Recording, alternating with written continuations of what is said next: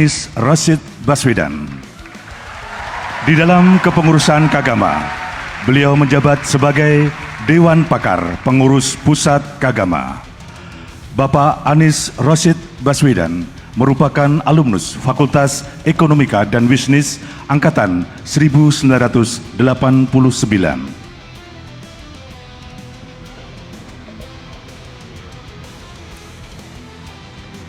Assalamualaikum warahmatullahi wabarakatuh. Selamat pagi, salam sejahtera untuk semuanya. Yang saya hormati Rektor Universitas Gadjah Mada, pimpinan Majelis Wali Amanat, pimpinan Senat Akademik, pimpinan Dewan Guru Besar, para wakil lektor, para dekan, dan wakil dekan yang hadir dalam kesempatan ini, yang kami hormati para orang tua, keluarga, serta kerabat wisudawan, dan yang paling saya banggakan, para wisudawan Universitas Gadjah Mada yang hadir pada pagi hari ini, serta hadirin semua yang dimuliakan Allah. Bersyukur sekali kita bersama-sama bisa hadir. Bagi saya pribadi ini sebuah tempat yang emosional, karena di sini juga saya merasakan wisuda ketika gedung Geraha Sabah Pramana ini baru dibangun, baru selesai. Sebelumnya lapangan sepak bola, tempat masa kecil saya main sepak bola ya di lapangan ini, sebelum kemudian diubah jadi gedung. Bagi kita semua yang hadir bersama, para wisudawan khususnya, ini adalah hari yang istimewa. Tapi besok adalah hari-hari biasa. Dan ujian yang sesungguhnya bukan di hari istimewa. Ujian yang sesungguhnya di hari-hari biasa. Pertama, saya ingin berbagi beberapa hal yang barangkali berguna untuk hari-hari biasa yang panjang ke depan.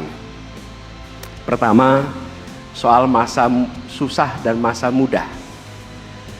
Teman-teman semua, lulus di tahun yang tidak mudah.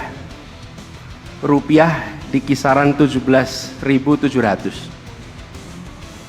Pasar kerja menyempit. Persaingan ketat. Jadi lulus tahun ini kita harus jujur lebih sulit daripada lulus tahun-tahun sebelumnya.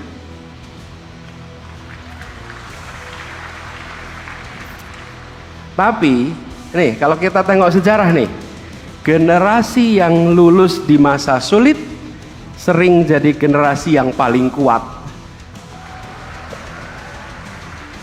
Mereka yang lulus di sekitar tahun 65, yang lulus sekitar tahun 98, mereka yang lulus tahun sekitar 2008, 2020, semuanya keluar dari kampus dengan masa depan yang nampaknya suram. Tapi 20 tahun kemudian justru mereka yang menjadi tulang punggung negeri ini. Jadi dari semua, masa susah itu datang dan pergi. Masa mudah itu datang dan pergi. Yang konsisten bukan susah mudahnya. Yang konsisten adalah diri teman-teman sendiri yang menentukan apa yang dipelajari di setiap masa yang mudah, di setiap masa yang sulit. Kembali pada kita. Yang kedua, soal pekerjaan pertama. Nih, saya sebagai alumni nih, kita semua setelah lulus nanti bekerja, bukan? Pekerjaan pertama teman-teman mungkin posisinya kecil, mungkin gajinya pas-pasan, mungkin kantornya jauh. Tapi jangan khawatir, nggak apa-apa. Fungsi pekerjaan pertama adalah mencetak karakter kita, memperkuat karakter kita. Karir dibentuk di fase berikutnya. Jadi, yang dibawa pulang dari pekerjaan pertama, cara komunikasi dengan atasan yang sulit, cara menjaga janji dengan kolega, cara menyelesaikan tugas yang mungkin membosankan, tapi dikerjakan dengan sepenuh hati. Hal-hal seperti ini nampaknya kecil, tapi ini yang mungkin akan Anda hadapi di pekerjaan pertama. Tapi yang kecil-kecil ini yang nantinya menentukan posisi teman-teman 15 tahun yang akan datang. Banyak pemimpin yang kita kenal hari ini, kalau ditanya dulu pekerjaan pertamanya apa, banyak sekali yang pekerjaan pertamanya itu tidak istimewa, biasa-biasa saja. Tapi justru di sanalah mereka belajar hal-hal yang mungkin tidak diajarkan di kampus manapun. Jadi jangan tunggu pekerjaan sempurna untuk memulai yang terbaik. Berikan yang terbaik dimanapun Anda berada, di tugas apapun yang Anda terima, di amanah apapun yang Anda dipercayakan. Kerjakan yang terbaik, hasilnya menyusul fondasi untuk masa depan yang lebih baik.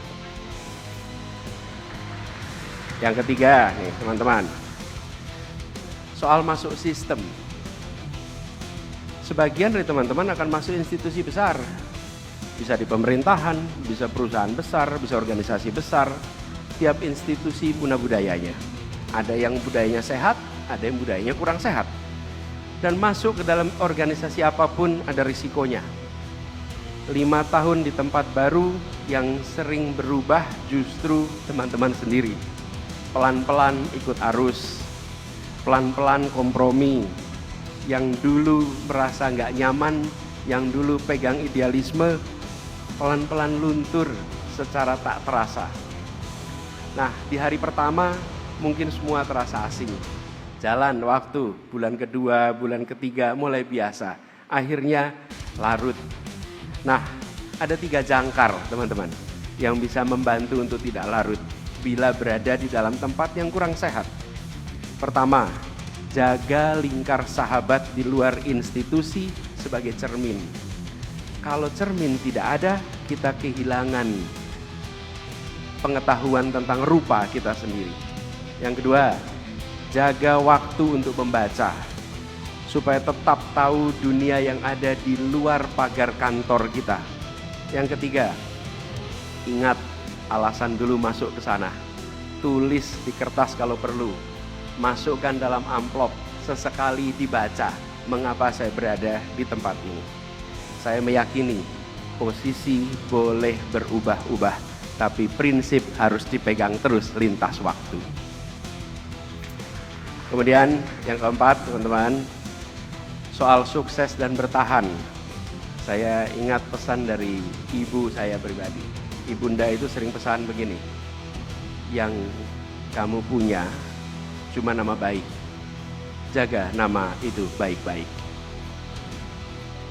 Buat teman-teman semua di sini, yang kita punyai, yang Anda punyai adalah nama baik. Jaga nama baik itu baik-baik. Dan ukurannya untuk keberhasilan sederhana sekali. Ukuran keberhasilan itu bukan dari pujian orang, tapi ukurannya dari seberapa besar kita bisa membantu orang lain.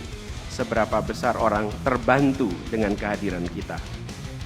Dengan pesan-pesan itu teman-teman, saya menitipkan sebagai kakak kelas yang pernah diwisuda di sini, perjalanan ke depan Anda punya tanggung jawab. Kita semua alumni Gajah Mada punya tanggung jawab yang besar. Kampus ini kampus perjuangan. Dari zaman dulu adalah kampus yang selalu peduli dengan lingkungan sekitar. Bukan kampus yang hanya memikirkan akademik saja, tapi bagaimana sarjananya, lulusannya berkarya di masyarakat. Karena itu saya titip sebagai kakak kelas, ada 4 tanggung jawab yang melekat di samir wisuda yang dikalungkan di leher adik-adik semua. Pertama, tanggung jawab pada diri sendiri. Modal utama saat masuk dunia kerja besok bukan ijazah, bukan IPK, bukan koneksi.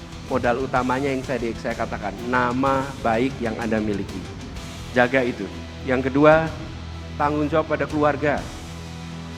Negeri ini sedang punya banyak masalah dengan korupsi dan bukan baru-baru ini, sudah berdekade-dekade. Banyak kasus korupsi yang menjerat orang berpendidikan tinggi, bersumber dari cinta yang salah arah pada keluarga. Niatnya mulia, jalurnya keliru. Membantu keluarga itu sumur pahala, tapi dengan satu syarat, airnya halal, airnya bersih. Maka dia menjadi sumur pahala yang tidak memberikan masalah. Yang ketiga, tanggung jawab pada masyarakat. Di setiap pekerjaan akan selalu ada pilihan. Pilih ikut turun tangan atau cukup urun angan. Kalau orang baik memilih diam, masalah di negeri ini tidak akan pernah selesai. Karena itu saya mengajak kepada semua alumni yang hari ini lulus, para wisudawan, jangan hanya urun angan, siaplah untuk turun tangan bagi negeri ini. Yang keempat, tanggung jawab pada bangsa.